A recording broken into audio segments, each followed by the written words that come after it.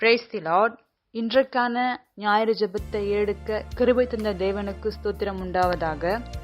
இன்றைக்கு நம்ம பார்க்க போற வசனம், பண ஆசை எல்லா தீமைக்கும் வேறாக இருக்கிறது. ஹல்லேலூயா, ஹல்லேலூயா.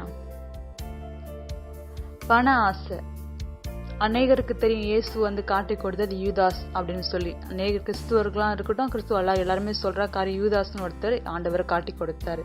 எதனால காட்டி கொடுத்தாரு? 30 வெள்ளிக்காசுக்காக காட்டி கொடுத்தாரு. ஹல்லேலூயா.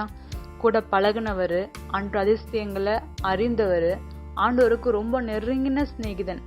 ஹல்லேலூயா. அவர் காட்டி கொடுக்க வரும்பொழுது கூட சிநேகிதனே அப்படின்னு ஆண்டவர் அழைச்சார். அப்பவாச்சு அவருக்கு அந்த பாவத்தின் பாரம் உறுத்தல. ஹல்லேலூயா. அந்த பாரம் எப்ப திரும்ப உறுத்துச்சு அவருக்கு? அவர் இயேசு கஷ்டப்படுறத பார்த்து அவர் மனசுல அந்த காயங்கள் உண்டானதுக்கு அப்புறம் நாண்டு கொண்டு தூக்கு போட்டு இறந்து போனார். ஹல்லேலூயா. எவ்வளவு கோரமான மரணம் பாருங்க. அனைவருடைய வாழ்க்கையில இந்த பண ஆசைன்றது நிறைய பேருடைய வாழ்க்கையில இருக்குது. ஒவ்வொரு ரூபாய் நம்ம கைக்கு எப்படி வருது? யாருடைய பணம் அது? நம்ம அந்த காசுக்கு உரிமையாளர்களா இல்ல திருட்டு பணமா?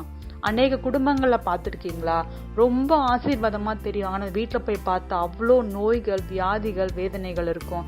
சிரிப்பே இருக்காது, ஒரு சந்தோஷம் இருக்காது, வேதனையும் கண்ணீரும் தான் இருக்கும். ஒரு சில குடும்பங்கள் எங்களுக்கு தெரியுங்க, அவங்க சந்தோஷமா தான் இருக்காங்க, திருட்டுத்தனம் பண்றாங்க, எல்லா வேலையும் செய்யறாங்க, ஆனால் சந்தோஷமா இருக்காங்கன்னு நினைக்கிறீங்களா? எனக்கு பிரியமான சகோதரி சகோதரியே, நம்முடைய உலகத்துல அநீதின்றது அதிகமா இருக்கலாம், ஆனா நீதி நியாயாதிபதி தேவன் ஒருத்தர் இருக்கிறார். ஹல்லேலூயா. எத்தனை விசுவாசிக்கிறீங்க நீதி செய்ய ஒருத்தர் இருக்கிறாருன்னு சொல்லி? ஹல்லேலூயா.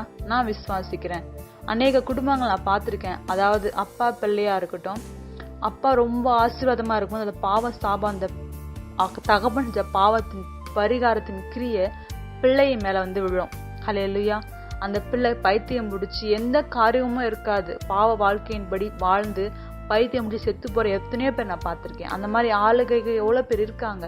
ஏன்னா அந்த மாதிரி பாவத்தின் கிரியை எப்படி வேணா அது கிரியை செய்ய ஆரம்பிச்சிடும். கர்த்தர் ஒரு சில காலகட்டங்கள் நேரங்களையும் உங்களுக்காக கொடுப்பார். ஹல்லேலூயா. அதனால எப்படி நீங்க பயன்படுத்துறீங்க அப்படின்னு சொல்லி பாப்பாரு. ஹல்லேலூயா. எனக்கு தெரிஞ்ச வெளிநாட்டுல ஒரு பொண்ணு, அப்பாவே அதாவது தன்னுடைய பொண்ணையே விபச்சாரத்துக்கு விட்டுட்டு பணம் சம்பாதிச்சாரு.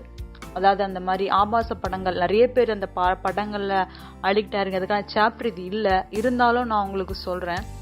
அந்த மாதிரி படங்கள் நிறைய பேர் பாக்குறீங்க, ஆனா அந்த பெண்கள் எப்படி வராங்க, அந்த பெண்களுக்கான காரியங்கள் என்ன, அதெல்லாம் யாருக்குமே தெரியாது. எல்லாம் மறைவா ஒரு காரியமா இருக்குது. ஹல்லேலூயா. அந்த பெண்ணு பணத்தால விற்கப்பட்டு, வெளிநாட்டுல பணத்தால விற்கப்பட்டு போதை ஊசிகளை போட்டு கொடூரமா அந்த பொண்ணை பல பாவ காரியங்களை ஈடுபடுத்தினாங்க. நாட்கள் சென்று கொண்டே இருந்தது. ஹல்லேலூயா. ஒரு நாள் கிறிஸ்துவர்கள் மத்தியில் அவங்க மீட்கப்பட்டு ஆண்டவரை ஏற்றுக்கொள்ளும்படி ஒரு சூழ்நிலை அமைஞ்சது. ஆனா அவங்களுக்குள்ள ஒரு பெரிய பாரம். எதனால தெரியுமா? என் தகப்பனே என்ன இந்த மாதிரி ஒரு பாவத்துல விட்டுட்டாருன்னு சொல்லி. நாட்கள் ரொம்ப நாள் ஆச்சு அந்த பாதிப்புல இருந்து வெளியில வர. ஹல்லேலூயா. எத்தனையோ பெண்கள், எத்தனையோ பேர் இல்ல பாவத்துல சிக்கி கொண்டு வேதனையோடு இருக்காங்க. என் சகோதரியே, அவங்களுக்கெல்லாம் நம்முடைய ஜெபம் தேவைப்படுது. நம்முடைய வாழ்க்கைய செவ்வையாக்குற தேவன் அவர். ஹல்லேலூயா.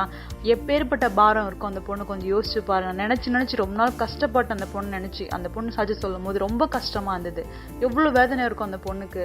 தன்னுடைய தகப்பனே இந்த மாதிரி கொண்டு விட்டுட்டதால அந்த பொண்ணு எங்கேயும் எஸ்கேப் ஆக முடியாது. ஸோ அந்த அளவுக்கு செக்யூரான ஒரு இடத்துல மாட்டிக்கிட்டு லைஃப் லாங் வேதனை பாடிட்டு இருக்கும் போது கர்த்தர் கிருபையினால அந்த பொண்ணுக்கு ஒரு ஆசீர்வாதம் உண்டாயி அந்த பொண்ணு அந்த இடத்துல மீட்கப்பட்டு புது வாழ்க்கைய வாழ்ந்து இப்போ நல்ல திருமணமாகி நல்ல ஒரு வாழ்க்கைய வாழ்ந்துட்டு இருக்காங்க. ஹல்லேலூயா.